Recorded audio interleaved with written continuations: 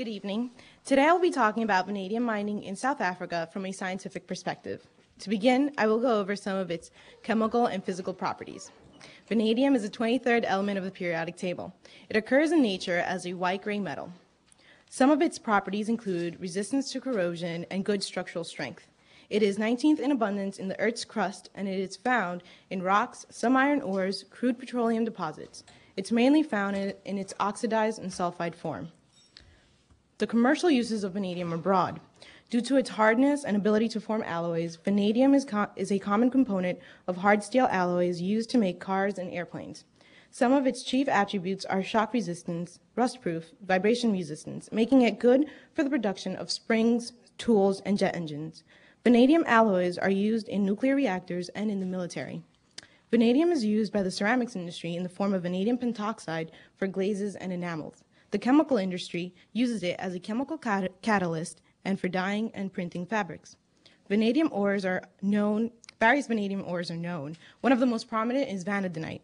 Vanadium is also found in fossil fuels such as petroleum crudes, coal, and lignite. The three largest sources of vanadium are South Africa, Russia, and China.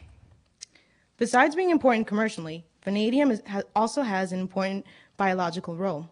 Vanadium is a trace mineral that is needed by the human body in small amounts, but its role is obscure. It is commonly found in vegetables and seafood. Vanadium plays a role in cellular metabolism, the formation of bones, teeth, reproduction, and growth. It also inhibits cholesterol synthesis. Vanadium may help maintain healthy glucose and lipid metabolism.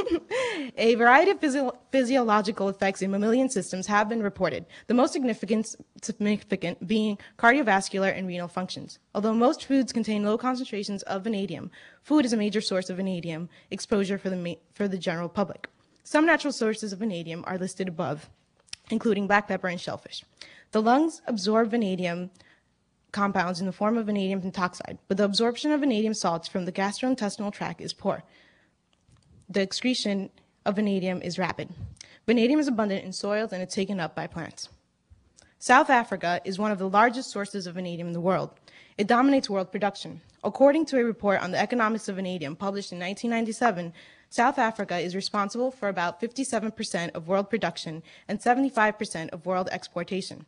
South Africa possesses 45% of the world's known reserves. Many companies have invested in South Africa mining. In this flowchart, I have shown three of the biggest mining companies which have invested in South Africa. In the first line, we have the parent companies: Anglo America, based in the United Kingdom; Xstrata, based in Switzerland; and Strategic Minerals, based in the United States. Each company owns subsidiary companies based in South Africa, which ultimately have ownership of mines and processing plants. The mine we will be analyzing is a Brits mine owned by Vametco Minerals. In the following slide, I have provided a detailed description of the processing of vanadium. After the ore has been mined and has passed through a two-stage crushing process, it enters milling. After this, it begins its first separation process by a magnetic separator. This is possible because the ore contains iron. The vanadium-containing product recovered is known as magnetite, containing mostly an iron oxide and only 2.2% vanadium. The waste produced in this is discarded as slag composed of non-essential elements contained in the ore. The suggested product, or the suggested chemical formula, is shown on the slide. After this, the magnetite is then taken to the reagent plant, where it is treated with a series of reagents such as soda ash, soda, and captive salts. These elements introduce sodium and sulfate into the mixture as part of the purification process to remove lead. The miners at this point are exposed to fine powders and strong acids without proper protection, causing a series of lung-related illnesses. A suggested reaction is shown on the slide above. After this, the mixture is then sent to the kiln, where it is heated at temperatures above 1,000 degrees Celsius, to evaporate any unwanted chemicals and dry the vanadium-containing ore. This step releases hazardous chemicals such as sulfuric acid that are inhaled by the miners and that are released into the air via a silo. These chemicals make their way into the nearby community as well as cause acid rain. The evaporation process produces a fine black powder that affects the miners working inside the kiln and the women who are hired to clean up the dust surrounding the building.